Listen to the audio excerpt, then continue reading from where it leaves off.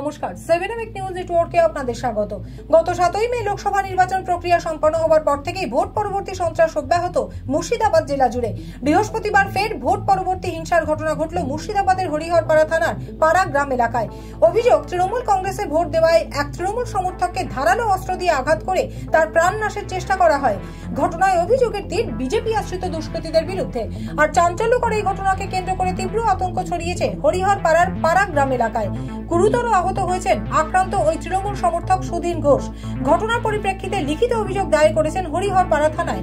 জানা গেছে, এদিন জমির তদারকি করতে যাওয়ার সময় আচমকাই সশস্ত্র অবস্থায় তার রাস্তা আটকে দাঁড়ায় জনা কয়েক দুষ্কৃতী। এরপরেই তাকে আগ্নেয়াস্ত্র ঠেকিয়ে ধারালো অস্ত্র দিয়ে খুন করার চেষ্টা করে বিজেপি আশ্রিত দুষ্কৃতীরা। ঘটনাস্থল থেকে কোনো রকমে পালিয়ে গিয়ে প্রাণে বাঁচেন তিনি। তার চিৎকার চেঁচামেচি শুনে স্থানীয়রাই ছুটে এসে রক্তাক্ত অবস্থায় তাকে উদ্ধার করে হরিহরপাড়া ব্লক প্রাথমিক স্বাস্থ্য কেন্দ্রে চিকিৎসার জন্য নিয়ে যায়। আক্রান্ত তৃণমূল সমর্থক সুধীন ঘোষের মুখ থেকেই শুনুন ঘটনার বিবরণ। লোকড়ে ঘোষ ওই বাড়ির কাজে যাচ্ছিলাম ভুইনিয়াতে, অমনি আমাকে 3-4 জনেরা দাঁড়িয়েছে। লোকড়ে ঘোষ এখানে মারতে যায় গলায়, আমি এমনি হাতে ঠেকাই দিয়ে ঠেকি আমি মানে জীবনের ব্যাপারটা কোনো রকম পালিয়ে আসে ওদের কাছ থেকে। হাত কেটে গেছে তখন আমি জানতে পেরেছিলাম না, কিন্তু আমার গলায় এমনি ঠেকি পড়ে গেছি। দিয়ে পরে দেখছি যে আমার হাত দিয়ে গল গল করে ধরতে পেরেছে। ওই যে ঝামেলা ওদের সঙ্গে ভোটের, সেই তৃণমূলকে ভোট দিয়েছে বলে ওরা বিজেপি করে দিয়ে সেই ঝামেলাতে রেষারেষি ছিল। ওই লোকড়ি ঘোষের সঙ্গে ওরা বিজেপি করে।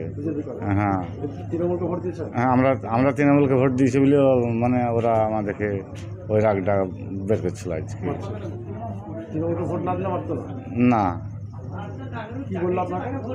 শালারা ভোট দিয়েছিস তৃণমূলকে, তারা তোদেরকে দেখাচ্ছি যে ওরা 3-4 জন ছিল, ওদের কাছে মেশিনও ছিল একটা ছেলের কাছে।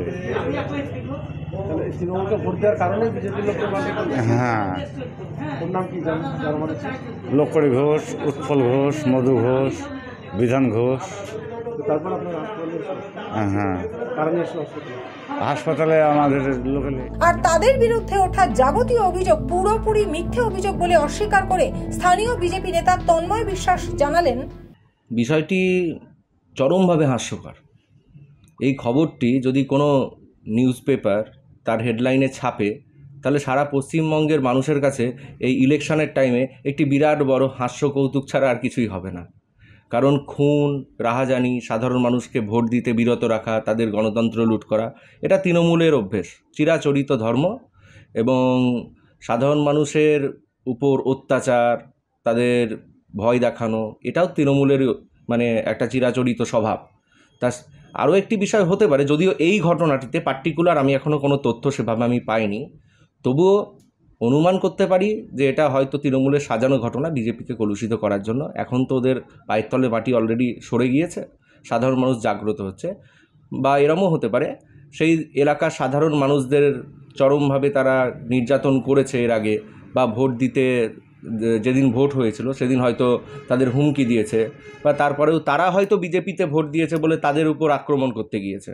তখন হয়তো তারা আত্মরক্ষার জন্য বা তাদের নিজেদের রাগ সংবরণ করতে না পেরে, মানে দেখুন, গত 15 বছর তো তৃণমূল ভোট করতে দেয়নি, তারা শুধুমাত্র ভোটের নামে প্রহসন করেছে এবং বুথ দখল, রিগিং এর মাধ্যমে পঞ্চায়েতের প্রধান থেকে শুরু করে সমস্ত কিছু তারা জিতেছে। আর সেই অর্থে হয়তো সাধারণ মানুষের ক্ষোভ উপচে পথে চলবে। আইনের রাস্তায় যদি সে মানে ঘটনাটি পুলিশ তদন্ত করুক, হ্যাঁ, তবে ফলস কেস বা মিথ্যে মামলার একটা ঝুঁকিও কিন্তু থেকে যায়। কারণ তৃণমূল কংগ্রেসের আমলে মিথ্যে মামলাটা তৃণমূলের একটি হাতিয়ার হিসাবে তারা ব্যবহার করে। দেখুন, মিথ্যা অভিযোগ আমি প্রথম কি বললাম, ভোটের সিজনে এটা সব থেকে বড় যোগ। খবর পেয়ে ঘটনাস্থলে পৌঁছে অভিযোগের ভিত্তিতে পুরো ঘটনার তদন্ত শুরু করেছে হরিহরপাড়া থানার পুলিশ। এলাকায় রয়েছে চাপা উত্তেজনা। Ganesh Saha, 7 news network, Murshidabad.